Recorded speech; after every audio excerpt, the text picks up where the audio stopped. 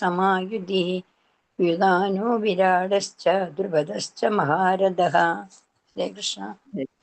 ഹരേ കൃഷ്ണ മാതാജി. ഹരേ കൃഷ്ണ മാതാജി. പ്രണാമം മാതാജി. ഹരേ കൃഷ്ണ മാതാജി.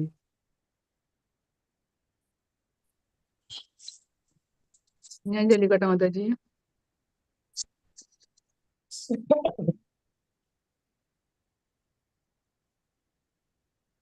ഹരേ കൃഷ്ണ. ഹരേ കൃഷ്ണ മാതാജി. കഴിഞ്ഞോ? മാതാജി ഒരാളും കൂടി. ഹരേ കൃഷ്ണ. ചൊല്ലിക്കോളൂ മാതാജി. ചൊല്ലിക്കോട്ടെ മാതാജി. ചൊല്ലിക്കോളൂ. ഹരേ കൃഷ്ണ. പശ്യേത്തം പാണ്ഡുപുത്രാണാം ആചാരമഹതീം ചമും വ്യൂഢാം ദ്രുപദപുത്രേണ തവ ശിഷ്യേണ ധീമതാ അത്ര ശൂരാ മഹേശ്വാസ ഭീമാർജുന സമായുധി യുയുധാനോ വിരാടശ്ച ദ്രുപദശ്ച മഹാരഥഃ. ഹരേ കൃഷ്ണ. ചൊല്ലിക്കോട്ടെ മാതാജി. ഹരേ കൃഷ്ണ.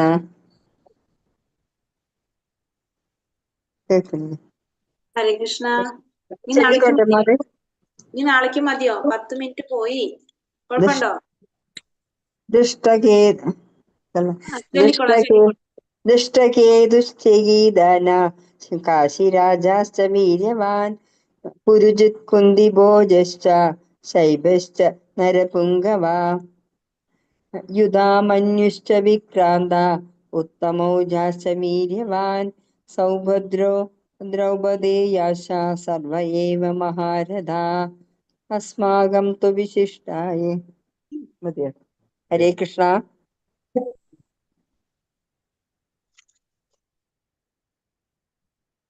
ഹരേ കൃഷ്ണ. ഹരേ കൃഷ്ണ. ഓം നമോ ഭഗവതേ വാസുദേവായ. ഓം നമോ ഭഗവതേ വാസുദേവായ. ഓം നമോ ഭഗവതേ വാസുദേവായ. ഓം അജ്ഞാനതിമിരാന്ധസ്യ ഹരേ കൃഷ്ണ. നാരായണം നമസ്കൃത്യം നരം ചൈവ നരോത്തമം ദേവീം സരസ്വതീം വ്യാസം തതോ ജയമുദിരയേത്. ഭഗവദേവയ ഭഗവതേ ശ്ലോകേ ഭഗവതി നൈഷ്ടകീ. കൃഷ്ണായ വാസുദേവായ ദേവകീ നന്ദനായ ച നന്ദഗോപകുമാരായ ഗോവിന്ദായ നമോ നമഃ. ഹരേ കൃഷ്ണ കൃഷ്ണ കൃഷ്ണ ഹരേ ഹരേ ഹരേ രാമ രാമ രാമ ഹരേ ഹരേ. ഹരേ കൃഷ്ണ. ശ്രീ ചൈതന്യ മനോഭീഷ്ടം സ്ഥാപിതം യേന ഭൂതലേ സ്വയം രൂപ ഗദാ മഹ്യം ദദാതി സോപദാന്തികം. വന്ദേഹം ശ്രീഗുരോ ശ്രീയുതപദകമലം ശ്രീഗുരോൻ വൈഷ്ണവാം ച ശ്രീരൂപം സാഗ്രജാതം സഗണ രഘുനാഥാന്വിതം തം സജീവം സാദൈതം സാവധൂതം പരിജന സഹിതം കൃഷ്ണ ചൈതന്യ ദേവം ശ്രീരാധാ കൃഷ്ണ പാദാൻ സഗണ ലളിതാ ശ്രീ വിശാഖാന്വിതാംശ്ച. ഹേ കൃഷ്ണ കരുണാ സിന്ധോ ദീനബന്ധോ ജഗത്പദേ ഗോപേശ ഗോപിക കാന്ത രാധാ കാന്ത നമോസ്തുതേ. തപ്ത കാഞ്ചന ഗൗരാംഗീ ശ്രീരാധേ വൃന്ദാവനേശ്വരി വൃഷഭാനുസുതേ ദേവി പ്രണമാമി ഹരിപ്രിയേ. പഞ്ചകൽപതരൂപേശ്ച കൃപാ സിന്ധോഭ്യേവ ച പതിതാനാം പാവനേഭ്യോ വൈഷ്ണവേഭ്യോ നമോ നമഃ. നമോ വിഷ്ണുപാദായ കൃഷ്ണപ്രേഷ്ഠായ ഭൂതലേ ശ്രീമതേ ഭക്തിവേദാന്ത സ്വാമിനിതി നാമിനേ. നമസ്തേ സാരസ്വതേ ദേവേ ഗൗരവാണി പ്രചാരിണേ നിർവിശേഷ ശൂന്യവാദി പാചാദശതാരിണേ. ജയ ശ്രീകൃഷ്ണ ചൈതന്യ പ്രഭു നിത്യാനന്ദ ശ്രീ അദ്വൈത ഗദാധര ശ്രീവാസാദി ഗൗര ഭക്തവൃന്ദ. ഹരേ കൃഷ്ണ കൃഷ്ണ കൃഷ്ണ ഹരേ ഹരേ ഹരേ രാമ രാമ രാമ ഹരേ ഹരേ. ഹരേ കൃഷ്ണ. ശ്രീ രാധാ ഗോവിന്ദ് ടെമ്പിൾ ഇസ്കോൺ ബാംഗ്ലൂരിന്റെ ഉപദേശാമൃതം ക്ലാസ്സിലേക്ക് എല്ലാവർക്കും സ്വാഗതം. ഹരേ കൃഷ്ണ. ഉപദേശാമൃതം അല്ലെ നമ്മൾ ഇന്ന് പഠിക്കാൻ പോണത്? ഉപദേശാമൃതം. നമ്മളിപ്പോ 2ാമത്തെ ക്ലാസ്സിൽ നിന്ന് 3ാമത്തെ ക്ലാസ്സിലേക്ക് കയറ്റം കിട്ടി നമുക്ക്, അല്ലെ? 2ൽ നിന്ന് 3ലേക്ക് മാറി നമ്മള്. അപ്പൊ നമ്മളിനി കുറച്ച് തൽക്കാലത്തേക്ക് നമ്മൾ ഭഗവത്ഗീത അടച്ചു വെക്കാണ്. ഭഗവത്ഗീത മാറിയിട്ട് നമ്മൾ അടുത്ത 3 ബുക്സ് എടുക്കാണ്. ഉപദേശാമൃതം, ഈശോപനിഷത്ത്, ഭക്തിരസാമൃത സിന്ധു. അതിൽ ഫസ്റ്റ് നമ്മൾ പഠിക്കുന്നത് ഉപദേശാമൃതാണ്. ഉപദേശാമൃതത്തിന്റെ രചയിതാവ്, ഉപദേശാമൃതം രചിച്ചത് രൂപഗോസ്വാമിയാണ്. ഉപദേശാമൃതം രചിച്ചത് രൂപഗോസ്വാമിയാണ്. ഉപദേശാമൃതം രചിച്ചത് ആ രൂപഗോസ്വാമി എന്ന് പറയുന്നത് നമ്മള് ഷഡ് ഗോസ്വാമിമാര്, 6 ഗോസ്വാമിമാരുണ്ട്. അതില് അവരുടെ ലീഡർ, 6 ഗോസ്വാമിമാരുടെ ലീഡർ ആണ് ആര്? രൂപഗോസ്വാമി എന്ന് പറയുന്നത്. രൂപഗോസ്വാമി എന്ന് പറഞ്ഞ 6 ഗോസ്വാമിമാര്, മെയിൻ ആയിട്ടുള്ള 6 പേര്. 6 പേരുടെ ലീഡർ ഉണ്ടാവുമല്ലോ ഒരാള്, ആ ആളാണ് രൂപഗോസ്വാമി. 6 പേരെന്ന് പറയുന്നത് ആരൊക്കെയാണ്? ശ്രീ രൂപഗോസ്വാമി, സനാതന ഗോസ്വാമി, ജീവഗോസ്വാമി, രഘുനാഥ ഭട്ടഗോസ്വാമി, രഘുനാഥ ഭട്ടഗോസ്വാമി, രഘുനാഥ ദാസഗോസ്വാമി, ഗോപാല ഭട്ടഗോസ്വാമി. പറയാമോ? മാതാജി ഒന്നുകൂടെ പറയോ? സനാതന ഗോസ്വാമി,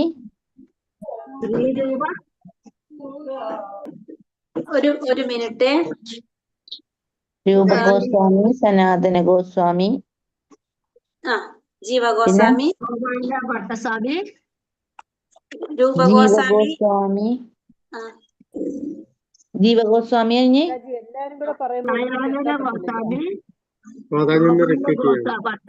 ഒരാൾ പറയുവാണെങ്കിൽ കേൾക്കാൻ പറ്റും, എല്ലാരും കൂടെ പറഞ്ഞ ഒരു മിനിറ്റ്. സൗണ്ട് കുറവുണ്ട്. എന്റെ സൗണ്ട് ആണോ കുറവ്? എനിക്ക് കുറവ് നിങ്ങൾ വരുന്നത് എന്തുകൊണ്ടാ?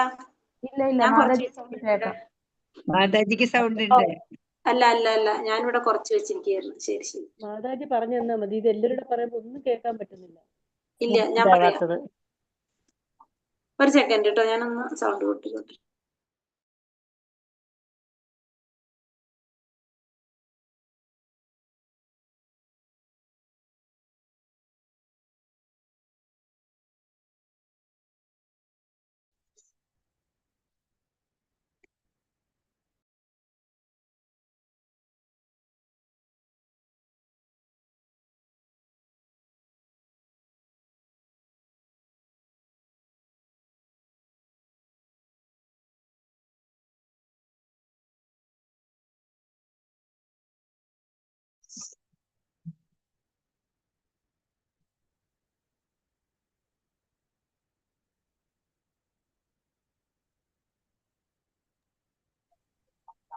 ഹരേ കൃഷ്ണ, ഹരേ കൃഷ്ണ. അപ്പൊ 6 ഗോസ്വാമിമാരെ കുറിച്ചാണ് നമ്മൾ പറഞ്ഞത് അല്ലെ? 6 ഗോസ്വാമിമാരൊക്കെയാണ്. ഒന്ന് രൂപഗോസ്വാമി, സനാതന, ശിവഗാമി, 3 പേര്. അടുത്തത് രഘുനാഥ ഭട്ട ഗോസ്വാമി, മാതാജി രൂപഗോസ്വാമി, 3 പേര്. രൂപഗോസ്വാമി, സനാതന ഗോസ്വാമി, ജീവഗോസ്വാമി. അത് എഴുതിയോ? അടുത്തത് രഘുനാഥ ഭട്ട ഗോസ്വാമി.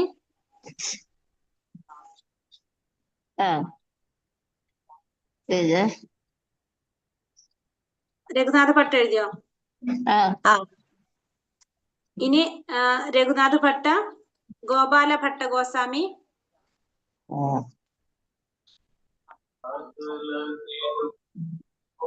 അങ്ങനെയാണ് മാതാജി. രഘുനാഥ ഭട്ട ഗോപാല ഗോസ്വാമി അല്ല, രഘുനാഥ ഭട്ട ഗോസ്വാമി, ഗോപാല ഭട്ട ഗോസ്വാമി,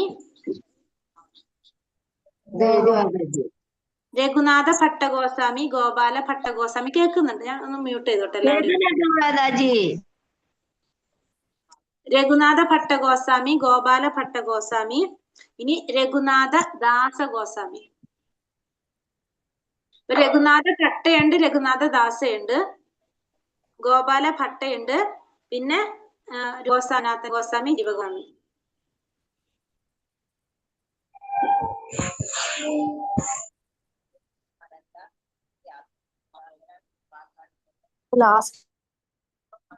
ഒന്നുകൂടി പറയാം. രൂപഗോസ്വാമി, സനാതന ഗോസ്വാമി, ജീവഗോസ്വാമി, 3 പേര്. രഘുനാഥ ഭട്ട ഗോസ്വാമി, രഘുനാഥ ദാസ ഗോസ്വാമി, പിന്നെ ഗോപാല ഭട്ട ഗോസ്വാമി. 6 പേരായില്ലേ? ഭട്ടയാണോ ഭക്തയാണോ? ഭരതന്റെ ഭ അല്ല, ഇട്ടായാണോ ഇക്തായാണോ? മാതാജി ഒന്നുകൂടി പറയാം, മാതാജി ഒന്നുകൂടി പറയാം.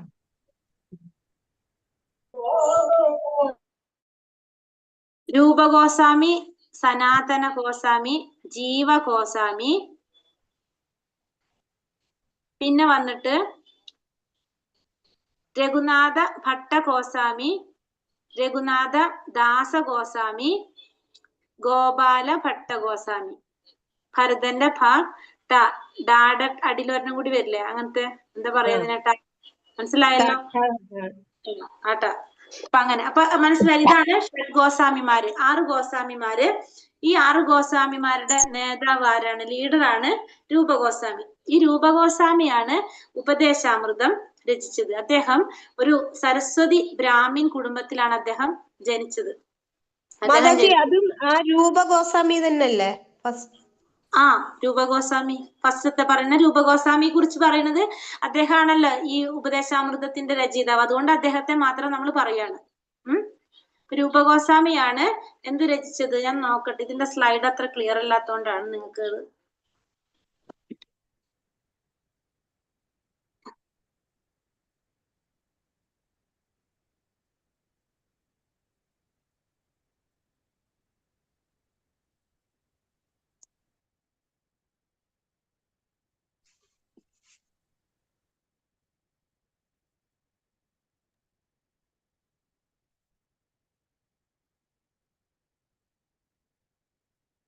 മാതാജി, ലാസ്റ്റ് ഒന്നുകൂടി പറഞ്ഞു തരണേ, ഇതിനിടയിൽ കട്ടായി പോയപ്പോഴേ ലാസ്റ്റ് പേരുകള്. മാതാജി ഒന്നും കൂടി റെക്കോർഡ് കണ്ടാ മതിയോ മാതാജി? അതെ, ഓക്കെ ഓക്കെ ഓക്കെ മാതാജി. ശരി. പേര് എവിടെയുണ്ട്? പേര് കാണുന്നില്ല. ഷഡ്ഗോസ്വാമിമാര് ശ്രീ രൂപ, സനാതന, ജീവ, ഗോപാല ഭട്ട, രഘുനാഥ ഭട്ട, രഘുനാഥ ദാസ. ഓക്കെ.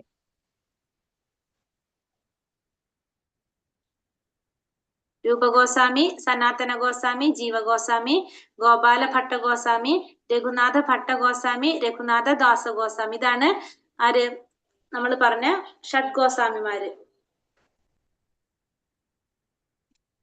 ഇപ്പൊ ഇതില് പ്രധാനിയായിട്ടുള്ളത് ഇവരുടെ ലീഡർ ആണെന്ന് പറഞ്ഞു നമ്മൾ ആര്? രൂപഗോസ്വാമിയെ.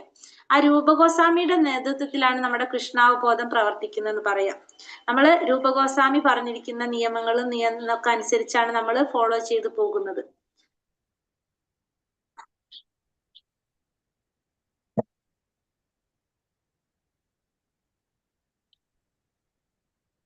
ഇത്ര ഉള്ളതില് വേറെ ഒന്നും ഇല്ല അതില്.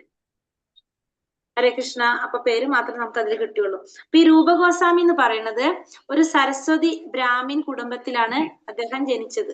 രൂപഗോസ്വാമി ജനിച്ചത് ഒരു സരസ്വതി ബ്രാഹ്മിൻ കുടുംബത്തിലാണ് രൂപഗോസ്വാമി ജനിച്ചത്. രൂപഗോസ്വാമിയുടെ സഹോദരനാണ് സനാതന ഗോസ്വാമി. രൂപഗോസ്വാമിയുടെ സഹോദരനാണ് സനാതന ഗോസ്വാമി.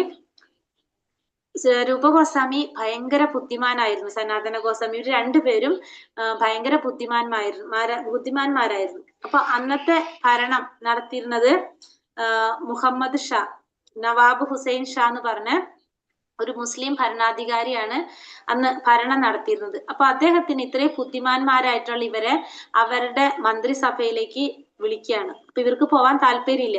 ബ്രാഹ്മിൻസ് ആണ്. ഇവർക്ക് ആ നവാബ് ഹുസൈൻ ഷായുടെ മന്ത്രിസഭയിൽ പോയിട്ട് അവിടെ പ്രവർത്തിക്കാനായിട്ട് ഇവർക്ക് താല്പര്യം ഉണ്ടായിരുന്നില്ല. അങ്ങനെ ഇവരെ ഭീഷണിപ്പെടുത്തിയിട്ട് കൊണ്ടുപോകാണ്. ഭീഷണിപ്പെടുത്തി അങ്ങോട്ട് കൊണ്ടുപോകുമ്പോൾ സ്വാഭാവികമായിട്ടും ബ്രാഹ്മിനായിട്ട് അവിടെ ചെന്നിട്ട് ജോലി ചെയ്യാൻ പറ്റില്ലല്ലോ. അപ്പൊ എന്താണ്? മതം മാറ്റും. മതം മാറ്റിയിട്ട് അവരുടെ പേര് എന്താണ് പറയണത്? സക്കീർ മാലിക് ഡബീർ ഖാസ് എന്നാക്കിയിട്ട് പേര് മാറ്റും. ഡബീർ ഖാസ്, സക്കീർ മാലിക് എന്ന് പറഞ്ഞിട്ട് ഈ രൂപഗോസ്വാമിയുടെയും സനാതന ഗോസ്വാമിയുടെയും പേര് മാറ്റാണ് ഡബീർ ഖാസും സക്കീർ മാലിക്കും എന്നാക്കിയിട്ട്. അങ്ങനെ പിന്നെ അവർ ഇഷ്ടമില്ലെങ്കിലും അവിടെ ജോലി ചെയ്യേണ്ടി വരാണ്. ഓരോ ഓപ്ഷനില്ല. അങ്ങനെ കഴിഞ്ഞിട്ട് കുറെ വർഷങ്ങൾ അവിടെ ജോലി ചെയ്തതിന് ശേഷം അവര് ചൈതന്യ മഹാപ്രഭുവിനെ കണ്ടുമുട്ടാണ്. ചൈതന്യ മഹാപ്രഭുവിനെ കണ്ടുമുട്ടി. അങ്ങനെ ചൈതന്യ മഹാപ്രഭുവിനെ കണ്ടുമുട്ടുമ്പോൾ അവർക്കൊരു ധൈര്യം കിട്ടാന്ന് പറയും നമുക്ക്. അങ്ങനെ ആദ്യമായിട്ട് ചൈതന്യ മഹാപ്രഭുവിനെ രാമകേളിയിലാണ് കാണുന്നത്. അതിനുശേഷം പിന്നീട് അവര് അലഹാബാദിലെ പ്രയാഗ്രാജ് ഉണ്ടല്ലോ, പ്രയാഗ്രാജിൽ വെച്ചിട്ട് പിന്നെയും കണ്ടുമുട്ടും. അങ്ങനെ പിന്നീട് അവിടുന്ന് ആ ജോലി വേണ്ടാന്ന് വെക്കാണ് ആര്? രൂപഗോസ്വാമിയും സനാതന ഗോസ്വാമിയും ജോലി രാജിവെക്കാണ്. വളണ്ടറി റിട്ടയർമെന്റ് എടുത്ത് അവിടുന്ന് പോരാണ്. അവര് രണ്ടുപേരും ചൈതന്യ മഹാപ്രഭുവിന്റെ നിർദ്ദേശപ്രകാരം അവർ അവിടുന്ന് പോരാണ് ചെയ്യുന്നത്. അപ്പോ ഈ ജീവഗോസ്വാമി എന്ന് പറയുന്നതും നമ്മുടെ രൂപഗോസ്വാമിയുടെ ജ്യേഷ്ഠന്റെ മകനാണ് ജീവഗോസ്വാമി. അപ്പൊ സനാതന ഗോസ്വാമി രൂപഗോസ്വാമി ചേട്ടനും അനിയനാണ്. പിന്നെ അവരുടെ വേറൊരു ജ്യേഷ്ഠനാണ്. ആ ജ്യേഷ്ഠന്റെ പേര് ഞാൻ മറന്നുപോയി. അനുപമ ഗോസ്വാമി എന്നാണെന്നൊരു ഓർമ്മ. ആ ഗോസ്വാമിയുടെ മകനാണ് ജീവഗോസ്വാമി. അങ്ങനെ ഈ ജീവഗോസ്വാമിക്ക് കൊടുക്കുന്ന 11 കത്തുകൾ എഴുതും ജീവഗോസ്വാമിക്ക്. ആരാണ്? അച്ഛന്റെ അനിയനാണ് അല്ലെ രൂപഗോസ്വാമി എന്ന് പറയുമ്പോ. അങ്ങനെ 11 കത്തുകൾ ഈ ജീവഗോസ്വാമിക്ക് എഴുതും, രൂപഗോസ്വാമി എഴുതും. ആ 11 കത്തുകൾ സൂക്ഷിച്ചു വെച്ച് അത് ക്രോഡീകരിച്ചിട്ട് നമുക്ക് 11 ഉപദേശങ്ങളായിട്ട് തന്നിരിക്കുകയാണ്. അതാണ് നമ്മൾ ഈ പഠിക്കുന്ന ഉപദേശാമൃതം എന്ന് പറയുന്നത്. അപ്പൊ ഉപദേശാമൃതം എന്ന് പറയുന്നത് രൂപഗോസ്വാമി ജീവഗോസ്വാമിക്ക് അയച്ചു കൊടുത്ത 11 കത്തുകളാണ് യഥാർത്ഥത്തിൽ. ആ 11 കത്തുകളെ ക്രോഡീകരിച്ചിട്ട് സൂക്ഷിച്ച് അത് നമുക്ക് 11 ഉപദേശങ്ങളായിട്ട് തന്നിരിക്കുകയാണ് ആര്? രൂപഗോസ്വാമിയുടെ. അങ്ങനെയാണ് ഈ ജീവഗോസ്വാമിക്ക് അയച്ച കത്തുകളാണ് 11 ഉപദേശങ്ങളായിട്ട് നമ്മൾ ഈ ഉപദേശാമൃതത്തില് പഠിക്കുന്നത്.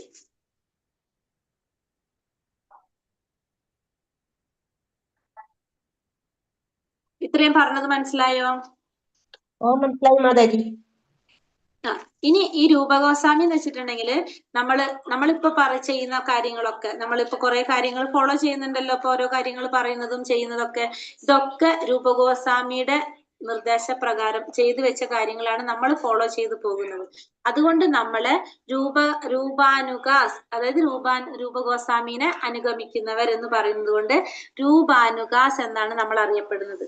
നമ്മൾ ഫോളോ ചെയ്യുന്നത് മുഴുവനും ഈ രൂപഗോസ്വാമിയുടെ നിർദ്ദേശങ്ങളാണ്.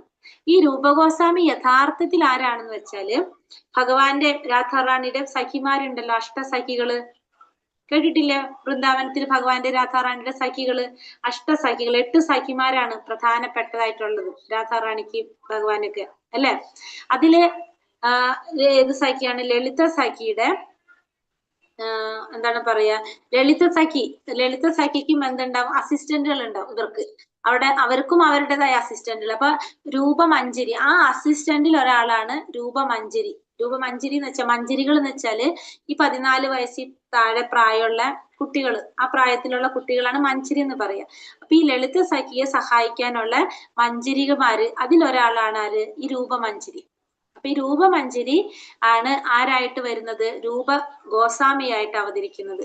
ഭഗവാൻ ചൈതന്യ മഹാപ്രഭു ആയിട്ട് അവതരിക്കുകയാണ് ചെയ്യുന്നത് അല്ലെ. അപ്പൊ രൂപഗോസ്വാമി, രൂപമഞ്ജരി ആരായിട്ട് വന്നു? രൂപഗോസ്വാമിയായിട്ട് അവതരിച്ചു. അങ്ങനെയാണ് ചൈതന്യ മഹാപ്രഭു അവതരിക്കുമ്പോ രൂപഗോസ്വാമി രൂപമഞ്ജരി ആയിട്ട് വരുന്നത്. അപ്പൊ രൂപമഞ്ജരി എന്ന് പറഞ്ഞാൽ, മഞ്ജരി എന്ന് വെച്ചിട്ടുണ്ടെങ്കിൽ ചെറിയ കുട്ടികളാണ്, ആ പ്രായത്തായി ചെറിയ 14 വയസ്സിൽ താഴെയുള്ള കുട്ടികൾ എന്ന് പറയാം. അതായത് രാധാറാണിയുടെ അല്ലെങ്കിൽ ഭഗവാന്റെ സഖിമാര്, അഷ്ടസഖിമാരെ അവരെ സഹായിക്കുന്ന മഞ്ജരിമാര്. ആ മഞ്ജരിയാണ് അവതരിക്കുന്നത് ആരായിട്ട്? രൂപഗോസ്വാമിയായിട്ട് അവതരിക്കുന്നത്. ആ രൂപഗോസ്വാമിയാണ് നമുക്ക് ഈ ഉപദേശാമൃതം നമുക്ക് തന്നിരിക്കുന്നത്. ആ ഉപദേശാമൃതം എന്താണ്? തന്റെ ജ്യേഷ്ഠന്റെ മകനായിട്ടുള്ള ജീവഗോസ്വാമിക്ക് അയച്ച 11 കത്തുകളാണ് നമുക്ക് 11 ഉപദേശങ്ങളായിട്ട് നമുക്ക് കിട്ടിയിരിക്കുന്നത്. 11 ഉപദേശങ്ങൾ എന്ന് പറയുന്നത് ആ 11 കത്തുകളാണ്. അപ്പൊ ഇതിൽ നമ്മൾ പ്രാർത്ഥന ചൊല്ലുമ്പോ, ഞാനിപ്പോ ഇന്ന് ചൊല്ലി, എന്നും ചൊല്ലാറില്ല, പക്ഷെ എന്നാലും നിങ്ങൾ ശ്രദ്ധിച്ചിട്ടുണ്ടാവും. ശ്രീ ചൈതന്യ മനോഭീഷ്ടം സ്ഥാപിതം യേന ഭൂതലേ സ്വയം രൂപകഥാ മഹ്യം ദദാതി സോപതാന്തികം എന്ന് വെച്ചാല് ചൈതന്യ മഹാപ്രഭുവിന്റെ മനസ്സ് അറിയുന്നത് ആർക്കായിരുന്നു? രൂപഗോസ്വാമിക്കായിരുന്നു. ചൈതന്യ മഹാപ്രഭുവിന്റെ മനസ്സറിയുന്നത് രൂപഗോസ്വാമിക്കാണ്. അപ്പൊ ആ ചൈതന്യ മഹാപ്രഭുവിന്റെ മനോഭിഷ്ടം, മനസ്സിലെ ആഗ്രഹങ്ങള്, ഈ എങ്ങനെ ചൈതന്യ മഹാപ്രഭുവിന്റെ മനോഭിഷ്ടം എന്ന് പറഞ്ഞാൽ ശ്രീ ചൈതന്യ മനോഭിഷ്ടം സ്ഥാപിതം യേന ഭൂതലേ എന്നാ പറഞ്ഞ. അപ്പൊ ചൈതന്യ മഹാപ്രഭുവിന്റെ മനസ്സിൽ ആഗ്രഹങ്ങള് ഈ ഭൂതലത്തിൽ സ്ഥാപിച്ചത് ആരാണോ? എന്താണ്? സ്വയം രൂപകഥാമഹ്യം. ആ രൂപഗോസ്വാമി നമുക്ക് എപ്പോഴാണോ പാതാരവിന്ദങ്ങൾ, അദ്ദേഹത്തിന്റെ പാതാരവിന്ദങ്ങളില് അഭയം തരുന്നത് എന്നാണ് ആ പ്രാർത്ഥനയുടെ അർത്ഥം. ശ്രീ ചൈതന്യ മനോഭിഷ്ടം സ്ഥാപിതം യേന ഭൂതലേ സ്വയം രൂപകഥാമഹ്യം ദദാപി സോപതാന്തികം. ആ ചൈതന്യ മഹാപ്രഭുവിന്റെ ആഗ്രഹങ്ങള്, മനസ്സിലെ ആഭിഷ്ടങ്ങള് ഈ ഭൂതലത്തിൽ സ്ഥാപിക്കാൻ സാധിച്ചത് രൂപഗോസ്വാമിക്കാണ്. ആ രൂപഗോസ്വാമി എപ്പോഴാണ് അദ്ദേഹത്തിന്റെ പാതാരവിന്ദങ്ങളില് നമുക്ക് അഭയം തരുന്നത് എന്നാണ് അതിന്റെ അർത്ഥം. അപ്പൊ രൂപഗോസ്വാമിക്കുള്ള പ്രാർത്ഥനയാണത് ശരിക്കും. അപ്പൊ നമ്മള് ഉപദേശാമൃതം തുടങ്ങുമ്പോൾ അതിന്റെ രചയിതാവായിട്ടുള്ള രൂപഗോസ്വാമിയെ പ്രണമിക്കുന്നു. അതുപോലെ തന്നെ ഷഡ്ഗോസ്വാമിമാര്, 6 ഗോസ്വാമിമാരുണ്ട്, അവരെയും പ്രണമിച്ചുകൊണ്ടാണ് നമ്മൾ എന്ത് തുടങ്ങേണ്ടത്? ഉപദേശാമൃതം തുടങ്ങേണ്ടത്. കാരണം ഷഡ്ഗോസ്വാമിമാര് നമ്മൾ പറഞ്ഞില്ല, 6 ഗോസ്വാമിമാരില് ഏറ്റവും നേതാവാണ് ആര്? രൂപഗോസ്വാമി എന്ന് പറഞ്ഞു. അപ്പൊ ഒരു പ്രാർത്ഥനയുണ്ട്.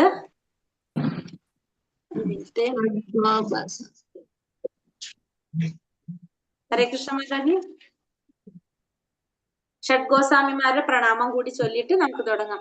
നാനാ ശാസ്ത്ര വിചരണൈക നിപുണൗ സദ്ധർമ്മ സംസ്ഥാപകൗ ലോകാനാം ഹിതകാരിണൗ ത്രിഭുവനേ മാന്യൗ ശരണ്യാകരൗ രാധാ കൃഷ്ണ പാദാരവിന്ദ ഭജനാനന്ദേന മത്താലികൗ വന്ദേ രൂപ സനാതനൗ രഘുയുഗൗ ശ്രീജീവഗോപാലകൗ. അതായത് ഇവിടെ പറഞ്ഞിരിക്കുന്ന ഷഡ്ഗോസ്വാമികളായിട്ടുള്ള അവരുടെ പേര് പറഞ്ഞിരിക്കുകയാണ്. സനാതന ഗോസ്വാമി, രൂപഗോസ്വാമി, ജീവഗോസ്വാമി, രഘുനാഥ ഭട്ടഗോസ്വാമി, രഘുനാഥ ദാസ ഗോസ്വാമി, ഗോപാല ഭട്ടഗോസ്വാമി. ഗോസ്വാമി ഇവർക്ക് എന്റെ സാദര പ്രണാമങ്ങൾ അർപ്പിക്കുന്നു. നാനാ വേദശാസ്ത്രങ്ങളെ സൂക്ഷ്മമായി അപഗ്രഥിക്കുന്നതിൽ അവർ വൈദഗ്ധ്യം കാണിച്ചു. അതിനാൽ അവർ ത്രിഭുവനങ്ങളിലും ആദരണീയരാണ്.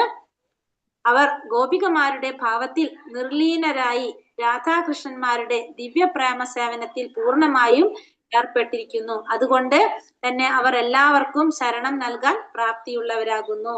ഇത് വേണമെങ്കിൽ ഞാൻ ഫോട്ടോ എടുത്തിട്ട് ഗ്രൂപ്പിൽ ഇട്ടുതരാം. വേറെ ഇതിന്ന് അല്ലാണ്ട് എഴുതി കഴിഞ്ഞാൽ നിങ്ങൾക്ക് നടക്കില്ല. റെക്കോർഡിൽ കേട്ടാൽ മനസ്സിലാകത്തില്ല.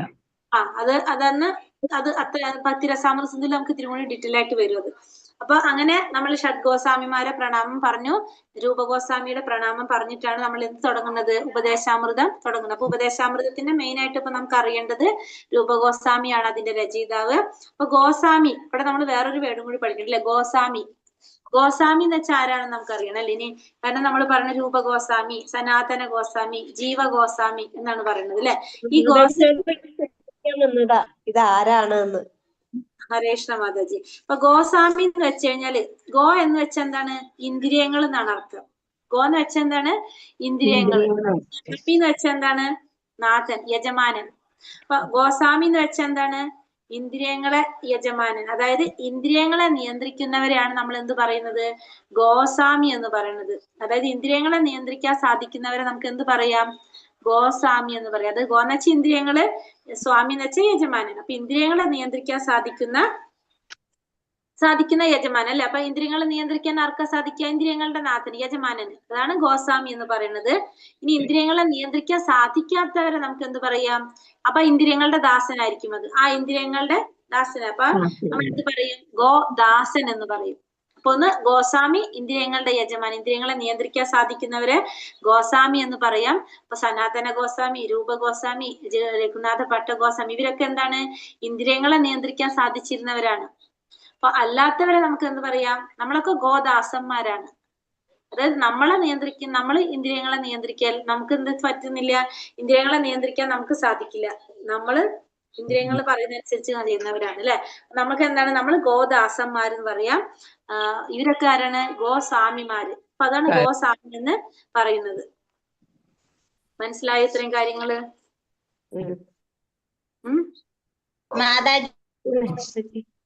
കാണിക്കത്തില്ലേ മാതാജി? മാതാജി ആരാണ് ഈ രൂപഗോസ്വാമി?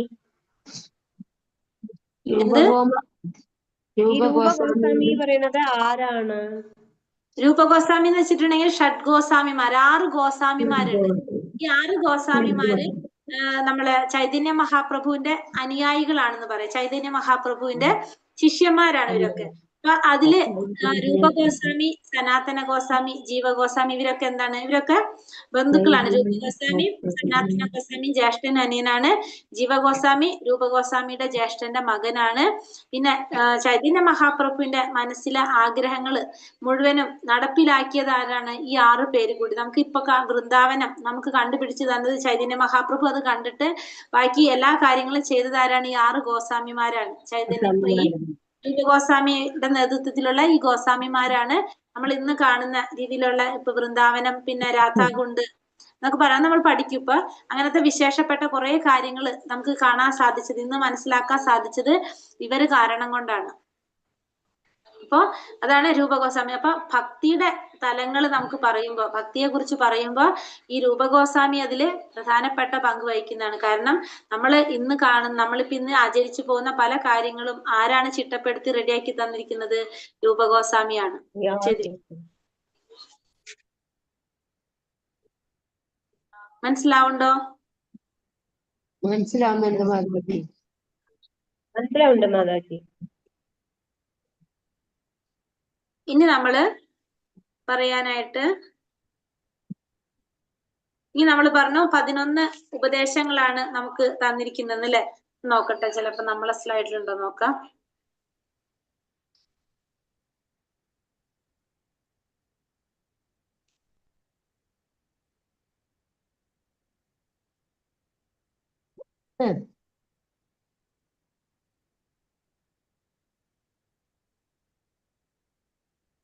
ഇവിടെ നമ്മള് രൂപഗോസ്വാമിയുടെ പ്രണാമം പറയുന്നുണ്ട് ഇതില്. ശ്രീ ചൈതന്യ മനോഭീഷ്ടം സ്ഥാപിതം യേന ഭൂതലേ സ്വയം രൂപകഥാ മഹ്യം ദദാതി സോപതാന്തികം. ചൈതന്യ മഹാപ്രഭുവിന്റെ ആഗ്രഹങ്ങൾ പൂർത്തിക്കായി ഈ ഭൗതിക പ്രപഞ്ചത്തിൽ സ്ഥാപനം ചെയ്ത ശ്രീല രൂപഗോസ്വാമി പ്രഭുപാദർ അദ്ദേഹത്തിന്റെ പാതാരവിന്ദങ്ങളിൽ എനിക്ക് എപ്പോഴാണോ അഭയം തരുന്നത് എന്നാണ് ഈ പ്രാർത്ഥിക്കുന്നത് നമ്മള്. ഇനി നമ്മൾ പറഞ്ഞു 1459 ബ്രാഹ്മണ സരസ്വതി കുടുംബത്തിലാണ് ആര് ജനിച്ചത്? രൂപഗോസ്വാമി ജനിച്ചത്. നവാബ് ഹുസൈൻ സാഹിബിന്റെ ചീഫ് സെക്രട്ടറി ആയിരുന്നു അദ്ദേഹം. ആദ്യമായിട്ട് ചൈതന്യ മഹാപ്രഭുവിനെ കാണുന്നത് രാമകേളിയിൽ വെച്ചിട്ടാണ്. രണ്ടാമത്തെ എവിടെയാണ്? പ്രയാഗ്രാജില്. പ്രയാഗ്രാജിന്റെ ഒരു പ്രത്യേകത ഉണ്ട്. ഏതാണ് പ്രയാഗ്രാജിന്റെ പ്രത്യേകത? വേറെ ത്രിവേണി സംഗമം. ത്രിവേണി സംഗമം. ാണ്. അവിടെയാണ് എന്ത് നടന്നത്? അലഹബാദ് കുംഭമേള. അവിടെ കുംഭമേള നടന്ന സ്ഥലമാണ് അല്ലെ. കുംഭമേള നടന്നത് അവിടെയാണ്. പിന്നെ ശ്രീ രൂപഗോസ്വാമിയാണത്. അദ്ദേഹത്തിന്റെ പ്രധാന കൃതികൾ എന്ന് പറയുന്നത് ഉപദേശാമൃതം, വിദഗ്ധ മാധവ, ലളിത മാധവ, ഭക്തിരസാമൃത സിന്ധു. ഇതിൽ നമ്മൾ 2 എണ്ണം നമ്മൾ പഠിക്കും. ഒന്ന് ഭക്തിരസാമൃത സിന്ധു, 2 ഉപദേശാമൃതം. ഇത് 2 നമ്മൾ പഠിക്കാനുള്ളതാണ്. അദ്ദേഹത്തിന്റെ അദ്ദേഹം ആരെയാണ് ആരാധിച്ചിരുന്നത്? ഭഗവാന്റെ ഗോവിന്ദനാണ് ആരാധിച്ചിരുന്നത്. ഇനി നമ്മൾ പറഞ്ഞു 11 ഉപദേശങ്ങളാണ് ഇതിൽ പറഞ്ഞിരിക്കുന്നത്, ഉപദേശാമൃതത്തിലുള്ളതെന്ന് കണ്ടു അല്ലെ. ആ 11 ഉപദേശങ്ങളില് 1 മുതൽ 7 വരെയുള്ളത് വൈദി സാധനാ ഭക്തി എന്നാണ് പറയുന്നത്. 1 മുതൽ 7 വരെ വൈദി സാധനാ ഭക്തി. 8ാമത്തത് രാഗാനുഗ ഭക്തി. 9, 10, 11 ഭാവഭക്തി. അങ്ങനെയാണ് പറയുന്നത്. അപ്പൊ 1 മുതൽ 7 വരെയുള്ളത് വൈദി സാധനാ ഭക്തി. പിന്നത്തത് രാഗാനുഗ ഭക്തി 8, 9, 10, 11 ഭാവഭക്തി. ഈ വൈദി സാധനാ ഭക്തി എന്ന് പറഞ്ഞാല് എന്താണെന്ന് വെച്ചിട്ടുണ്ടെങ്കിൽ നമ്മള് നിയമങ്ങൾ പാലിച്ചുകൊണ്ട് ചെയ്യുക. വൈദി സാധനാ ഭക്തി എന്ന് വെച്ചാൽ അത് നമുക്ക് ഇപ്പൊ നമ്മളൊക്കെ ചെയ്യുന്നത് നമുക്കിപ്പോ ഭയങ്കര ആഗ്രഹമൊന്നും ഉണ്ടാവില്ല. ഒരു മിനിറ്റ്, പിന്നെ ശ്ലോകം. അപ്പൊ നമ്മൾ വൈദ്യസാധന ഭക്തി എന്ന് വെച്ചിട്ടുണ്ടെങ്കിൽ ഇപ്പൊ നമ്മളൊക്കെ ചെയ്യണത് നമുക്കിപ്പോ 100% ഇഷ്ടമൊന്നുമില്ല. രാവിലെ എഴുന്നേറ്റ് നാമം ജപിക്കാനും ഭഗവാനെ പ്രാർത്ഥിക്കാനും ഒന്നും നമുക്ക് ഫുൾ ഇഷ്ടമില്ല. പക്ഷെ നമ്മൾ എന്ത് ചെയ്യാണ്? ഒന്നില്ലെങ്കിൽ നമ്മളോട് ആരെങ്കിലും പറയുന്ന കാരണമുണ്ട്, അല്ലെങ്കിൽ അവർ നിർബന്ധിക്കുന്ന കാരണമുണ്ട് നമ്മളത് എഴുന്നേറ്റ് നമ്മൾ അത് വേണ്ടി ചെയ്തു പോകാണ്. നമ്മളെ മനസ്സുകൊണ്ട് വരുന്നതല്ല ഫുള്ള്. പക്ഷെ നമ്മളത് നമ്മൾ ഈ റൂൾസും റെഗുലേഷൻസും ഒക്കെ നോക്കിയിട്ട് നിയമങ്ങളൊക്കെ അനുസരിച്ച് അവർ പറയുന്നതനുസരിച്ച് നമുക്ക് നിർദ്ദേശം തരുന്ന ഒരു വ്യക്തി അല്ലെങ്കിൽ ഒരു ഗുരു പറയുന്നതനുസരിച്ച് നമ്മളത് ചെയ്തു പോകാണ്. നമുക്ക് അതിനോട് രുചി ഉണ്ടായിട്ടല്ല, പക്ഷെ നമ്മളത് എന്നും ചെയ്യാണ്. അതാണ് എന്ത് പറയുന്നത്? വൈദി സാധനാ ഭക്തി എന്ന്. അതിന്റെ ഗുണം എന്താണ്? നമ്മളത് ചെയ്തു വരുമ്പോ കുറച്ച് കഴിയുമ്പോൾ നമുക്ക് തന്നെത്താൻ അതിൽ എന്ത് വരും? രുചി വരും. നമ്മളൊരു കാര്യം ചെയ്തു വരുമ്പോ തന്നെത്താനെ നമുക്ക് അതിൽ രുചി വന്നു തുടങ്ങും. അപ്പൊ നമ്മൾ എന്ത് ചെയ്യും? നമ്മൾ തന്നെത്താനെ ചെയ്യാൻ തുടങ്ങും. നമ്മളെ ഉള്ളുകൊണ്ട് ചെയ്യാൻ തുടങ്ങും കുറെ, ഇല്ലേ? അങ്ങനെയല്ല നമ്മളൊരു കാര്യം ചെയ്യുന്നത്. അതിനാണ് നമ്മൾ 2ാമത്തത് രാഗാനുഗ ഭക്തി. 2ാമത്തെ എന്താ പറഞ്ഞത്? വൈദ്യസാധന ഭക്തി കഴിഞ്ഞാല് രാഗാനുഗ ഭക്തി അല്ലെ. അത് കഴിഞ്ഞ നിങ്ങളെ ഉള്ളിൽ എന്ത് വരും? അതിന്റെ ആ ഭാവം വന്നു തുടങ്ങും. നമ്മള് 8 മുതൽ എത്ര വരെയാണ്? 8ാമത്തെ മാത്രം. 8 മാത്രം. 8ാമത്തെ രാഗാനുഗ ഭക്തി. അത് അപ്പൊ നമ്മുടെ ഉള്ളിൽ എന്ത് വന്നു തുടങ്ങും? പിന്നെ ആ ഭാവം വന്നു തുടങ്ങും. അപ്പൊ എന്തായി? നമുക്ക് ആ ഒരു ഭാവത്തില് നമ്മളത് ചെയ്യാൻ തുടങ്ങും. പിന്നെ നമുക്ക് അത് എന്തായിട്ട് മാറുന്നു? നമ്മളെ ശരിക്കും ആത്മാർത്ഥമായിട്ട് നമ്മുടെ ഉള്ളിൽ നിന്ന് വരുന്നു. അതെന്തായി? പ്രേമഭക്തി, ഭാവഭക്തി, പ്രേമഭക്തിയിലേക്ക് എത്തും നമ്മള്. ഫസ്റ്റ് നമ്മൾ സാധനാഭക്തി തുടങ്ങുമ്പോൾ നമ്മൾ 100% നമുക്ക് ഇഷ്ടണ്ടായിട്ട് ചെയ്യണതല്ല. ഇപ്പൊ നമ്മൾ രാവിലെ ഭാഗവതം ക്ലാസ്സിൽ ഈ മാതാജി എന്നും പറയണതല്ലെന്ന് വെച്ചിട്ട് നിർബന്ധമായിട്ട് അതിൽ കയറിയിരിക്കും. അപ്പൊ നമുക്ക് ഫുള്ള് ഇഷ്ടമില്ല, പക്ഷെ എന്നാൽ എന്താണ് ചോദിക്കില്ല എന്ന് വിചാരിച്ചിട്ട് നമ്മൾ അവിടെ കയറിയിരിക്കും. കയറി ഇരുന്ന് നമ്മൾ കേട്ട് കേട്ട് കേട്ട് നമുക്ക് അതിനോട് ഇഷ്ടം വന്നു തുടങ്ങും. അപ്പൊ നമ്മൾ അടുത്ത സ്റ്റേജിലേക്ക് വരികയാണ്. എന്താണ് അടുത്തത്? രാഗാനുഗ ഭക്തിയിലേക്ക് നമ്മൾ കടക്കുകയാണ്. അങ്ങനെ അപ്പൊ നമ്മൾ എന്താണ്, പിന്നെ ഞാൻ പറഞ്ഞില്ലെങ്കിലും നമ്മൾ നിർബന്ധിച്ചില്ലെങ്കിലും നിങ്ങൾ കയറുന്നുള്ളൊരു ലെവലെത്തി. പിന്നെ നമ്മളുള്ളിൽ എന്താണ്, അതിനോടുള്ള ആഗ്രഹം വന്നു തുടങ്ങും, രുചി വന്നു തുടങ്ങും. പിന്നെ എന്തായാലും നമ്മൾ ആ ക്ലാസ്സിൽ കയറണം എന്നുള്ള രീതിയിലായി മാറും. പിന്നെ നമുക്ക് ഭഗവാനോടുള്ള ഒരു പ്രേമം, ഭാവം വരും. അപ്പൊ നമ്മുടെ ഉള്ളിൽ എന്താണ്, ആ ഭാവം നമുക്ക് മനസ്സിലാക്കി നമുക്ക് പിന്നെ നമ്മൾ ആരും പറയേണ്ട ആവശ്യമില്ല, നമ്മൾ തന്നെത്താൻ എല്ലാം ചെയ്തു പോകും. അതാണ് ഭക്തിയുടെ പറയുന്നത്. അപ്പൊ സാധനാ ഭക്തി, അത് കഴിഞ്ഞിട്ട് രാഗാനുഗ ഭക്തി, അത് കഴിഞ്ഞിട്ട് ഭാവഭക്തി, പ്രേമഭക്തി നമ്മൾ പഠിക്കും ഡീറ്റെയിൽ ആയിട്ട് പിന്നീട്. അപ്പൊ ജസ്റ്റ് നിങ്ങൾക്കൊന്ന് മനസ്സിലാവാൻ വേണ്ടിട്ട് പറഞ്ഞതാണ്. സാധനാ ഭക്തി എന്താണെന്ന് മനസ്സിലായ എല്ലാവർക്കും? അത്രയും മനസ്സിലാക്കിയാൽ മതി നമ്മള്. 1 മുതൽ 7 വരെയല്ലേ സാധന? അത് നിങ്ങൾ പിന്നെ മനസ്സിലാക്കി. സാധനാ ഭക്തി എന്താന്ന് മനസ്സിലായോ? മനസ്സിലായി. എന്താണ് സാധനാ ഭക്തി? എവിടെയെങ്കിലും ഉപദേശം അനുസരിച്ച് ഒരാൾ നിർബന്ധിച്ചിട്ട് ചെയ്യണത് ഒക്കെ നമ്മൾ ചെയ്യണം. അപ്പൊ നമുക്ക് അവിടെ എന്തില്ല, രുചി കിട്ടണില്ല, പക്ഷെ നമ്മളത് ചെയ്തു പോകുന്നു എന്ന് മാത്രം. നമുക്ക് അതിൽ രുചിയൊന്നും ഉണ്ടാവില്ല, നമ്മൾ ഇരുന്നിട്ട് ചെയ്യണമെന്ന് മാത്രം. അവര് പറയുന്നതല്ലേ, കേറിയില്ലെങ്കിൽ ചോദിക്കൂലേ എന്നൊക്കെ വിചാരിച്ചിട്ട് നമ്മൾ ചെയ്യുന്നത്. അപ്പൊ ഭക്തിയുടെ സ്റ്റെപ്പ് അങ്ങനെ തന്നെ നമ്മൾ തുടങ്ങുന്നത്. അപ്പൊ നമ്മൾ ഈ ചെയ്യുന്ന വഴി എന്താണ്, കറക്റ്റ് ട്രാക്ക് ആണെന്ന് നമുക്ക് മനസ്സിലാക്കാം. എല്ലാവരും ഇങ്ങനെയൊക്കെ തന്നെയാണ് വരുന്നത്. പിന്നെയാണ് നമ്മൾ താല്പര്യം വരുന്നതും നമുക്ക് രുചി വരുന്നതും ഭക്തിയും പ്രാണഭക്തിയിലേക്കൊക്കെ എത്തുന്നത് നമ്മള്. അങ്ങനെയാ മാതാജി പറയുമ്പോ ഞങ്ങള് നാമം ചൊല്ലുന്നത്. അതെ, അതാണ് പറഞ്ഞത്. ജപമാലയുടെ ലിങ്ക് പോയി മാതാജി. ഈ ലിങ്ക് തന്നെ ജപമാലയുടെ ലിങ്ക്. അപ്പൊ അത്രയും നമുക്ക് ക്ലിയർ ആയി എല്ലാവർക്കും ഇപ്പൊ ഈ പറഞ്ഞത്? ഇത് കോമൺ ആയിട്ട് നമുക്ക് അറിയേണ്ട കാര്യങ്ങളാണ്. ഇനി നമ്മൾ ഉപദേശാമൃതത്തിലേക്ക് കടക്കട്ടെ. ഇനി ഈ പറഞ്ഞതിൽ എന്തെങ്കിലും സംശയങ്ങൾ ഉണ്ടോ ആർക്കെങ്കിലും? ഇത് പുസ്തകം ഇല്ലാത്തോണ്ടാണ്, നമുക്ക് സ്ലൈഡ് ഇല്ലാത്തോണ്ടാണ് ഞാൻ ചോദിക്കുന്നത്. എല്ലാവർക്കും ക്ലിയർ അല്ലേ? അപ്പൊ 11 ഉപദേശങ്ങളാണ് നമ്മൾ പറഞ്ഞു. അപ്പൊ നമുക്ക് ഉപദേശാമൃതത്തിൽ അറിയേണ്ടതും ഈ 11 ഉപദേശങ്ങളാണ് നമുക്ക് അറിയേണ്ടത് അല്ലെ? അപ്പൊ ആ 11 ഉപദേശങ്ങളില് ഫസ്റ്റത്തെ ഉപദേശം, സമയമുണ്ടല്ലോ എല്ലാവർക്കും കുറച്ചെടുക്കാമല്ലോ എന്തായാലും.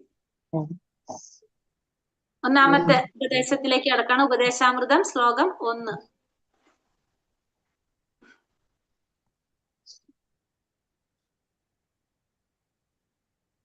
എന്താണ് പറയുന്നത് ഇവിടെ? വാചോ വേഗം മനസാ ക്രോധ വേഗം ജിഹ്വാ വേഗം ഉദര ഉപസ്ഥ വേഗം ഏതാൻ വേഗാൻ യോ വിഷഹേത ധീരഃ സർവാമപി മാം പൃഥിവീം സശിഷ്യാത്. പറയുന്നത് വാചോ വേഗം വേഗം ജിഹ്വാ വേഗം ഉദര ഉപസ്ഥ വേഗം ഏതാൻ വേഗാൻ യോ വിഷഹേത ധീരഃ സർവാമപി മാം പൃഥിവീം സശിഷ്യാത് എന്നാ പറയണത്. ഇതാണ് വാചോ വേഗം. വാചോ വേഗം എന്ന് വെച്ചിട്ടുണ്ടെങ്കിൽ നമ്മുടെ ത്വര, നമ്മളെ ഒരു ആഗ്രഹം, ത്വര എന്ന് പറയും അല്ലെ. അപ്പൊ വാചോ വേഗം എന്ന് വെച്ചാൽ, വാചോ എന്ന് വെച്ചാൽ എന്താണ്? വാക്ക്, വാക്കിന്റെ ത്വര, അതായത് സംസാരിക്കാനുള്ള നമ്മുടെ ത്വര. പിന്നെ മനസ്സ്, ക്രോധം, മനസ്സിന്റെ ത്വര, ക്രോധത്തിന്റെ ത്വര. അപ്പൊ 3 കാര്യങ്ങൾ പറഞ്ഞു. വാക്കിന്റെ ത്വര, മനസ്സിന്റെ ത്വര, ക്രോധത്തിന്റെ ത്വര. ശ്രദ്ധിച്ചോളാം. ഒന്ന് വാചോ വേഗം, മനസ്സ ക്രോധ വേഗം. വാക്കിന്റെ ത്വര, പിന്നെ മനസ്സിന്റെ ത്വര, ക്രോധത്തിന്റെ ത്വര. നമ്മൾ ചിന്തിക്കേണ്ട പോയിന്റ് ആണ് ഇത് 3 അല്ലെ. വാക്കിന്റെ ത്വര, മനസ്സിന്റെ ത്വര, ക്രോധത്തിന്റെ ത്വര. പിന്നെ രണ്ടാമത്തെ ലൈനില് ജിഹ്വാ വേഗം ഉദരം ഉപസ്ഥ വേഗം. 3 കാര്യങ്ങൾ അവിടെയും പറയുന്നുണ്ട്. ഒന്ന് ജിഹ്വ, ജിഹ്വ എന്ന് വെച്ചാൽ നമ്മുടെ നാവ്, നാവിന്റെ ത്വര. ഉദരം, ഉദരം എന്താണ്? നമ്മുടെ വയറ്, വയറിന്റെ ത്വര. ഉപസ്ഥം, ഉപസ്ഥം എന്ന് വെച്ചാൽ നമ്മുടെ ജനനേന്ദ്രിയം, നമ്മുടെ ജനനേന്ദ്രിയത്തിന്റെ ത്വര. അപ്പൊ 6 കാര്യങ്ങൾ 2 വരിയിലായിട്ട് പറഞ്ഞു. ഒന്ന് വാക്കിന്റെ ത്വര, മനസ്സിന്റെ ത്വര, ക്രോധത്തിന്റെ ത്വര. നമ്മുടെ ക്രോധത്തിന്റെ ത്വര, ക്രോധം എന്ന് വെച്ചാൽ അറിയാലോ, ദേഷ്യം. പിന്നെ ജിഹ്വ, നാവിന്റെ ത്വര. ഉദരത്തിന്റെ ത്വര, ഉപസ്ഥത്തിന്റെ ത്വര. ഉപസ്ഥം എന്ന് വെച്ചാല് ജനനേന്ദ്രിയങ്ങള്. അപ്പൊ ഉപസ്ഥത്തിന്റെ ത്വര. ഈ 6 കാര്യങ്ങള് ഏതാൻ വേഗാൻ യോ വിഷഹേത ധീരഃ, ഈ ത്വരകളെയെല്ലാം ഏതാൻ വേഗം എന്ന് വെച്ചാല് ഈ ത്വരകളെയെല്ലാം യോ വിഷഹേത ധീരഹ, ഏതൊരുവനാണോ വിഷഹേത സഹിക്കുന്നത്, അവൻ ആരാണ്? സധീരഹ. വിഷഹേത ധീരഹ എന്ന് വെച്ചാൽ അവൻ ധീരനാണ്. അവൻ എന്ത് സാധിക്കും? സർവാമപീമാം സർവാപീമാം പൃഥിവീം സശിഷ്യാത്. ഈ പൃഥ്വിയില് ഭൂമിയെ മുഴുവൻ ശിഷ്യപ്പെടുത്താനായിട്ട് അവന് സാധിക്കും. അപ്പൊ ആർക്കാണോ വാക്കിന്റെ ത്വര, മനസ്സിന്റെ ത്വര, ക്രോധത്തിന്റെ ത്വര, പിന്നെ രണ്ടാമത്തെ ലൈനിൽ പറഞ്ഞത് നാവിന്റെ ത്വര, ഉദരത്തിന്റെ ത്വര, ഉപസ്ഥത്തിന്റെ ത്വര, ഈ 6 കാര്യങ്ങളെ നിയന്ത്രിക്കാൻ സാധിക്കുന്നത് അല്ലെങ്കിൽ സഹിക്കാൻ സാധിക്കുന്നത് അവൻ എങ്ങനെയുള്ളവനാണ്? ധീരനാണ്. അവന് ഈ ഭൂമിയെ മുഴുവൻ ശിഷ്യപ്പെടുത്താനുള്ള കഴിവുണ്ടായിരിക്കും. അതായത് ഒന്നാമത്തെ ഉപദേശം എന്താ പറയണത്? ഒരു ഗുരുവിന് വേണ്ട യോഗ്യതകൾ, ഒരു ഗുരുവിന് വേണ്ട എങ്ങനെയുള്ള ഒരു വ്യക്തിക്കാണ് ആചാര്യനാകാൻ സാധിക്കുന്നത് അല്ലെങ്കിൽ ഒരു ആകാൻ സാധിക്കുന്നത് എന്നാണ് ഫസ്റ്റ് ഉപദേശം പറയുന്നത്. എന്താ പറയണത്? വാചോ വേഗം, മനസാ ക്രോധ വേഗം, ജിഹ്വാ വേഗം, ഉദര ഉപസ്ഥ വേഗം, ഏതാൻ വേഗാൻ യോ വിഷഹേത ധീരഃ സർവാമപീമാം പൃഥിവീം സശിഷ്യ. വാക്കിന്റെ ത്വര, മനസ്സിന്റെ ത്വര, ക്രോധത്തിന്റെ ത്വര, ജിഹ്വയുടെ ത്വര, ഉദരത്തിന്റെ ത്വര, ഉപസ്ഥത്തിന്റെ ത്വര. ഉപസ്ഥം എന്ന് വെച്ചാൽ ഉത്പാദനേന്ദ്രിയ അല്ലെങ്കിൽ ജനനേന്ദ്രിയങ്ങളുടെ ത്വര.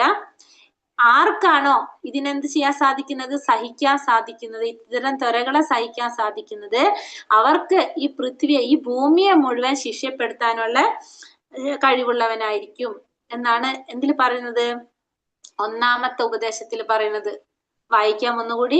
സംസാരിക്കുന്നതിനുള്ള ത്വരയെയും മനസ്സിന്റെ വിവിധ അഭിലാഷങ്ങളെയും കോപത്തിന്റെ പ്രവർത്തനങ്ങളെയും നാവിന്റെ ത്വരകളെയും അനുഭവിക്കുന്നതിനുള്ള ത്വരകൾ, ഉദരത്തിന്റെയും ഉൽപാദനത്തിന്റെയും ത്വരകളെ സഹിക്കുവാൻ കഴിവുള്ളവൻ ധീരനാണ്. അവന് ലോകം മുഴുവൻ ശിഷ്യന്മാരുണ്ടാക്കുന്നതിനുള്ള അർഹതയുണ്ട്.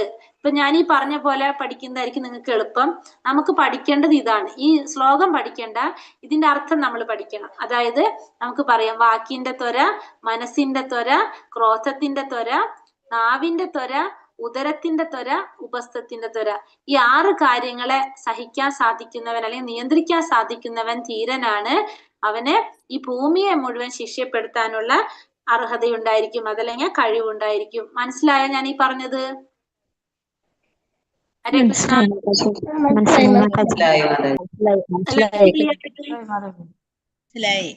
ഒരാള് പറയാവോ? മനസ്സിലായി മാതാജി. വേഗം, വാക്കിന്റെ ത്വര, മനസ്സിന്റെ ത്വര, ഒരു മിനിറ്റ്, ലീല മാതാജി പറയട്ടെ. ലീല മാതാജി അല്ലേ പറയാൻ തുടങ്ങിയത്? മാതാജി പറഞ്ഞോളൂ, ഒരാള് പറഞ്ഞോളൂ. വാക്കിന്റെ ത്വര, മനസ്സിന്റെ ത്വര, ക്രോധത്തിന്റെ ത്വര, നാവിന്റെ ത്വര, ഉദരത്തിന്റെ ത്വര, ജനനേന്ദ്രിയത്തിന്റെ ത്വര. പറഞ്ഞോളൂ മാതാജി, ബാക്കി. ഇവയെല്ലാം സഹിക്കുവാൻ കഴിവുള്ളവൻ ധീരനാണ്. അവന് ലോകം മുഴുവൻ ശിഷ്യന്മാര് ഉണ്ടാക്കുന്നതിനുള്ള അർഹതയുണ്ട്. അർഹതയുണ്ട് അല്ലെ? ക്ലിയർ ആയല്ലോ? ഒരാളും കൂടി പറഞ്ഞ, വേറെ ആരെങ്കിലും പറഞ്ഞ? പറഞ്ഞോളൂ മാതാജി. സംസാരിക്കാനുള്ള വാസനയെയും മനസ്സിന്റെ ത്വരയെയും കോപത്തിന്റെ ത്വരയെയും നാവിന്റെ ത്വരയെയും വയറിന്റെയും ജനനേന്ദ്രിയത്തിന്റെ ത്വരയെയും ഏതൊരുവനാണോ 6 കാര്യങ്ങളെ നിയന്ത്രിക്കാൻ കഴിയുന്നവരാണ് അവരാണ് ധീരനാണ്. ഒരാള് പറഞ്ഞ, എല്ലാവരും കൂടി പറയാതെ. മാതാജി പറയണ്ടെങ്കിൽ കംപ്ലീറ്റ് ചെയ്യുക, അതല്ലെങ്കിൽ വേറെ ആരെങ്കിലും അറിയുന്ന ഒരാൾ പറഞ്ഞോളൂ. ഞാൻ പറയട്ടെ മാതാജി? പറഞ്ഞോളൂ. വാക്കിന്റെ ത്വര, മനസ്സിന്റെ ത്വര, ക്രോധത്തിന്റെ ത്വര, നാവിന്റെ ത്വര, വയറിന്റെ ത്വര, ജനനേന്ദ്രിയത്തിന്റെ ത്വര. ഇവയെല്ലാം സഹിക്കാൻ കഴിയുന്നവൻ ധീരനാണ്. അവന് ലോകം മുഴുവൻ ശിഷ്യന്മാരുണ്ടാവും. ശിഷ്യന്മാരെ ശിഷ്യപ്പെടുത്താനായിട്ട് സാധിക്കും അല്ലെ എന്നാണ് പറഞ്ഞത്. കഴിവുള്ളവനായിരിക്കും. വേറെ ഒരാളും കൂടി പറയാവോ? ഞാൻ പറഞ്ഞോട്ടെ മാതാജി? പറഞ്ഞു. വാക്കിന്റെ ത്വര, മനസ്സിന്റെ ത്വര, ക്രോധത്തിന്റെ ത്വര, നാവിന്റെ ത്വര, വയറിന്റെ ത്വര, ജനനേന്ദ്രിയത്തിന്റെ ത്വര. ഏതൊരുവനാണ് ഇതെല്ലാം സഹിക്കാൻ കഴിയുന്നത് അവൻ ധീരനാണ്. അവന് ഭൂമിയെ മുഴുവൻ ശിക്ഷപ്പെടുത്താൻ സാധിക്കും. ഇതാണ് നിങ്ങൾക്ക് പരീക്ഷയ്ക്ക് അറിയേണ്ടത്. ഇത് പരീക്ഷ ഇങ്ങനെയായിരിക്കും വരാം. ഈ ഒന്നാമത്തെ ശ്ലോകത്തിന്റെ മീനിങ് ചോദിച്ചാൽ ഇത് നമുക്ക് പറയാനായിട്ട് അല്ലെങ്കിൽ എഴുതാനായിട്ട് അറിഞ്ഞിരിക്കണം. കേട്ടല്ലോ? ഇങ്ങനെയാണ് നമ്മളെ പരീക്ഷ വരുന്നത്. ഇത് എളുപ്പമല്ല നിങ്ങൾക്ക്? ഞാനൊരു കാര്യം ചോദിച്ചിട്ടെ, അതായത് വാക്ക്, മനസ്സ്, ക്രോധം, വാക്ക്, മനസ്സ്, നാവ്, വയറ്, ജനനേന്ദ്രിയം, ക്രോധം,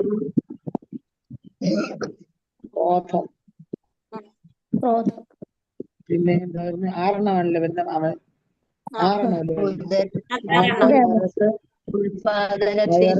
ജനനേന്ദ്രിയം, നാവ്, ക്രോധം.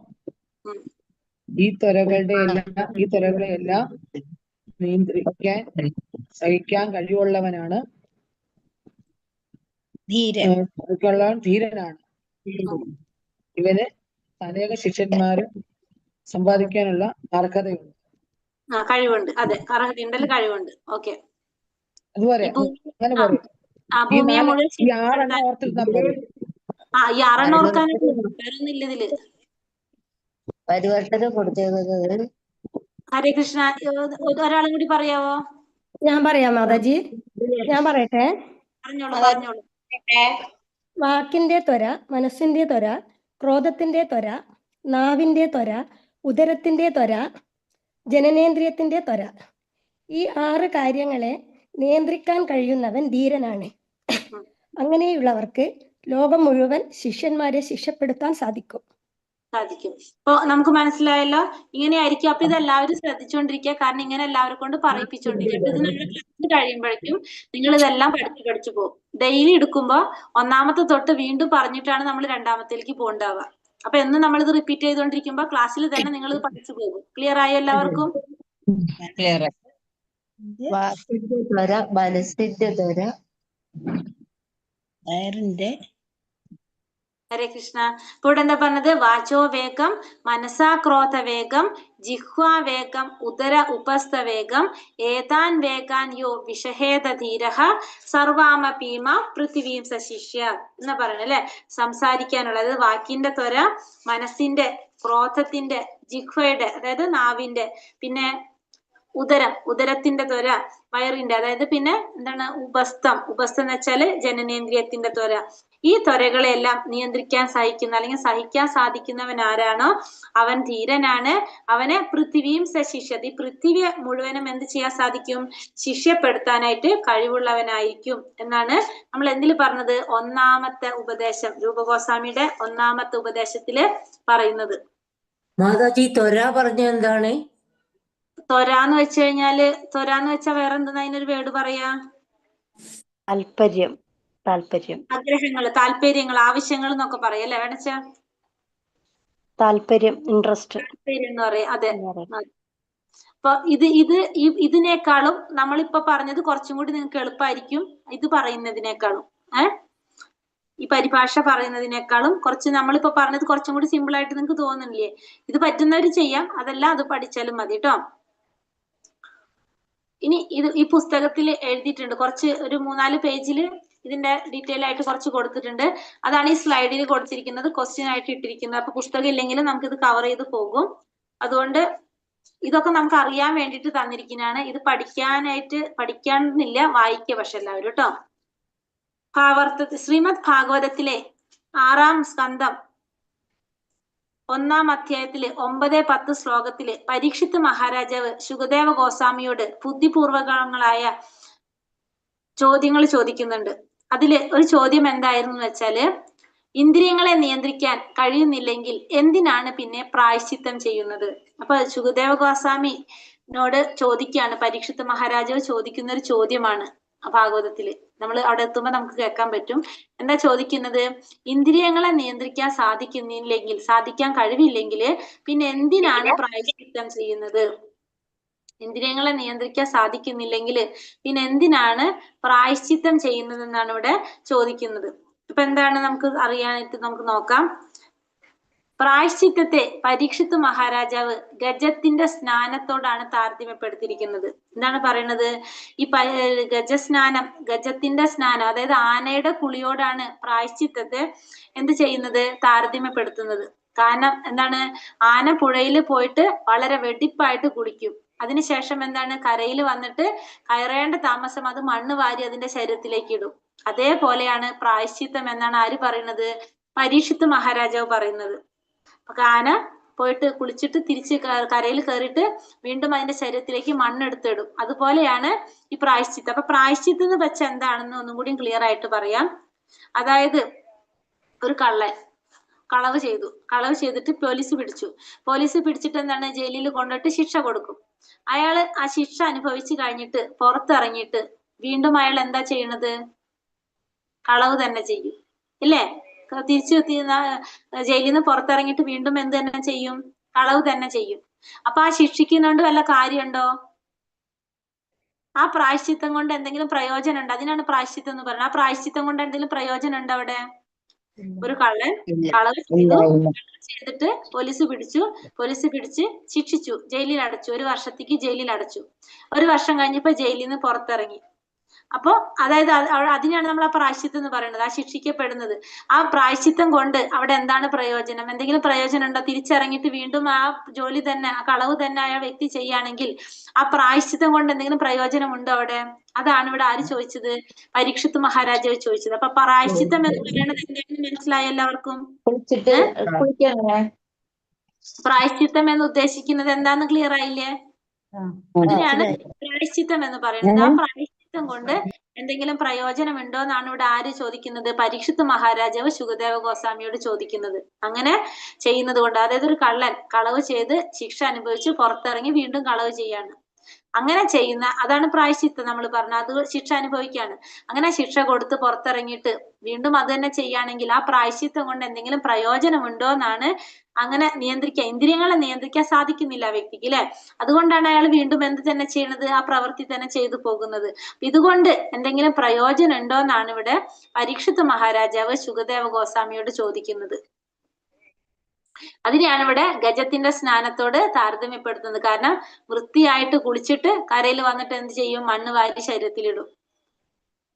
അപ്പൊ പരീക്ഷിത്ത് മഹാരാജാവിന്റെ ആധ്യാത്മിക ഗുരുവാകുന്നതിന് വേണ്ട യോഗ്യതകളെല്ലാം തികഞ്ഞ ശുകദേവ ഗോസ്വാമി ആ ചോദ്യത്തിന് ഉത്തരം നൽകുന്നുണ്ട്. അപ്പൊ ഈ ചോദ്യത്തിനുള്ള ഉത്തരം ആര് നൽകുന്നുണ്ട്? ശുകദേവ ഗോസ്വാമി നൽകുന്നുണ്ട്. എന്താണ് പറയുന്നത്? ഒരു പാപകർമ്മത്തിന് തക്കതായ പരിഹാരം ഒരു ശുഭകർമ്മമല്ല. ഈ പാപകർമ്മം ചെയ്തതിനുള്ള പരിഹാരം എന്തല്ല? ശുഭകർമ്മമല്ല. അങ്ങനെ ജയിലിൽ അടയ്ക്കുന്നത് കൊണ്ട് അതിനൊരു പരിഹാരം കാണുന്നില്ല. എന്താണ് വേണ്ടത്? നിദ്രാണമായ കൃഷ്ണാവബോധം ജാഗരൂകമാക്കുകയാണ് ശരിയായ പ്രായശ്ചിത്തം. ശരിയായ അറിവിലേക്ക് കടന്നു വരിക എന്നതാണ് യഥാർത്ഥമായ പ്രായശ്ചിത്തം. അപ്പൊ എന്താണ് വേണ്ടത്? കൃഷ്ണാവബോധത്തിൽ ജാഗരൂകരാകുക. കാരണം ഇന്ദ്രിയങ്ങളെ നിയന്ത്രിച്ചു കഴിഞ്ഞാൽ എന്ത് സൊല്യൂഷനായി? ഈ പ്രായശ്ചിത്തത്തിന്റെ സൊല്യൂഷനായി, അല്ലെ? കാരണം ശരിയായ പ്രായശ്ചിത്തം എന്ന് പറയുന്നത് കൃഷ്ണാവബോധത്തിൽ ജാഗരൂകരാകുക എന്നുള്ളതാണ് ശരിയായ പ്രായശ്ചിത്തം. അതാണ് ശരിയായ അറിവിലേക്ക് കടന്നു വരിക എന്നതാണ് യഥാർത്ഥ പ്രായശ്ചിത്തം എന്ന് പറയുന്നത്. ശരിയായ അറിവിലേക്ക് കടന്നു വരിക എന്നുള്ളതാണ് യഥാർത്ഥത്തിലുള്ള പ്രായശ്ചിത്തം. അപ്പൊ ഒരു പാപകർമ്മത്തിനുള്ള പരിഹാരം എന്തല്ല? ശുഭകർമ്മമല്ല. എന്താണ് അവിടെ ശരിയായ പ്രായശ്ചിത്തം?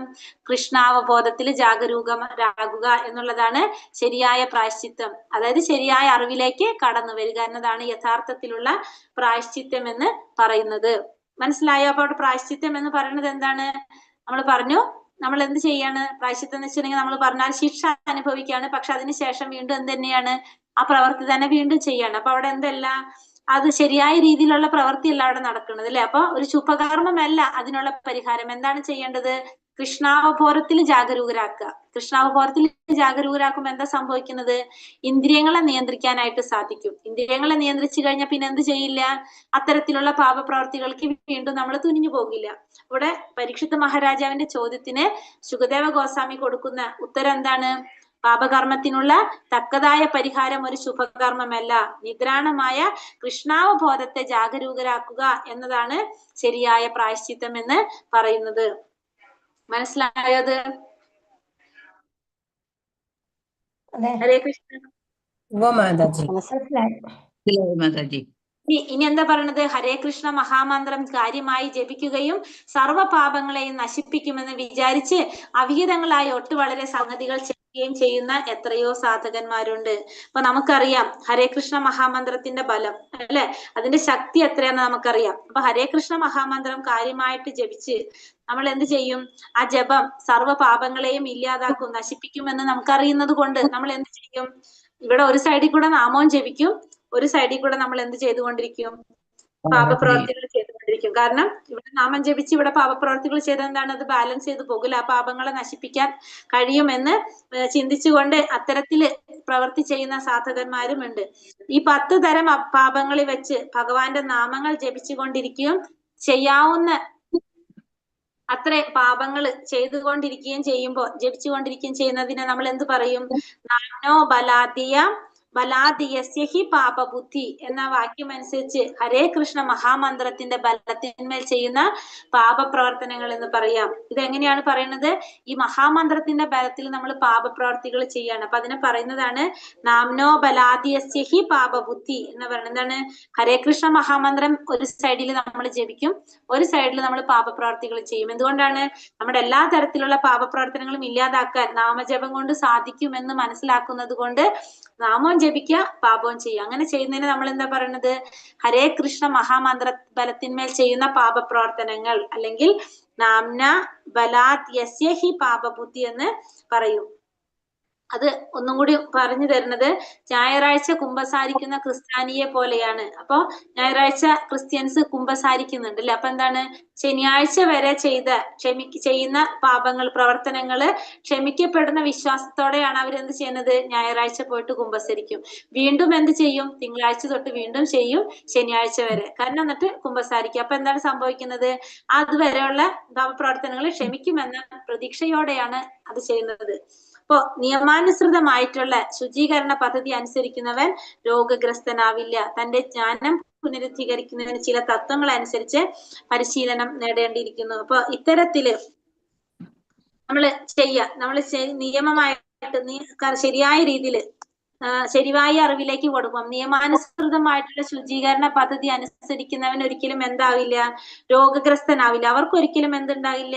രോഗങ്ങൾ ഉണ്ടാവില്ല. തന്റെ ജ്ഞാനം പുനരുദ്ധീകരിക്കുന്നതിന് ചില തത്വങ്ങൾ അനുസരിച്ച് മനുഷ്യൻ പരിശീലനം നേടേണ്ടതിരിക്കുന്നു. അപ്പൊ ചില തത്വങ്ങൾ അനുസരിച്ച് മനുഷ്യൻ എന്ത് ചെയ്യണം? പരിശീലനങ്ങൾ നേടേണ്ടത് അത്യാവശ്യമാണ്. അപ്പൊ ഇത് നാളേക്ക് പറയാം. ഇനി ഇത് ഒരുമിച്ച് കുറെ ഉണ്ട് കണ്ടിന്യൂഷൻ ആയിട്ട് പോകുന്നത്.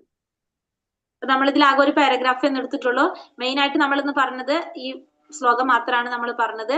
എന്താണ് നമ്മൾ പറഞ്ഞത്? വാചോ വേഗം, മനസാ ക്രോധ വേഗം, വേഗം,